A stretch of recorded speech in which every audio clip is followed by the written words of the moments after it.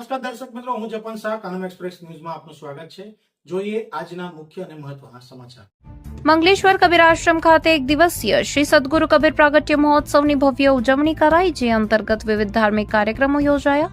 મંગલેશ્વર કબીર વડ સ્થિત શ્રી સદગુરુ કબીર આશ્રમ ખાતે ભવ્ય એક દિવસીય શ્રી સદગુરુ કબીર પ્રાગટ્ય મહોત્સવનું આયોજન કરવામાં આવ્યું હતું. પરમ પૂજ્ય મહંત શ્રી 108 ગુરુચરણદાસજી, ગુરુ શ્રી રામકિશોરદાસજી સાહેબના પાવન સાનિધ્યમાં સદગુરુ કબીર પ્રાગટ્ય મહોત્સવનું આયોજન કરવામાં આવ્યું હતું. મહોત્સવ અંતર્ગત પૂર્વ સંધ્યાએ ભજન અને સંધ્યા પાઠનું આયોજન પણ કરવામાં આવ્યું હતું. તેમજ શનિવારે આ કબીરવડ મઢીકાઢીથી નીકળી કબીર આશ્રમ મંગલેશ્વર શોભાયાત્રા ખાતે પહોંચી હતી. આ સાથે વિશેષ સાત્વિક આનંદ ચૌકા આરતીના અને મહાપ્રસાદીનું પણ આયોજન હતું.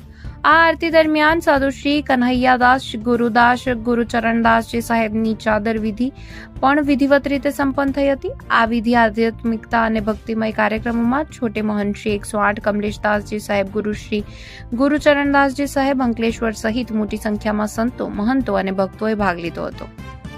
રિપોર્ટર રવિ સૈયદ, કબીરવડ, ભરૂચ.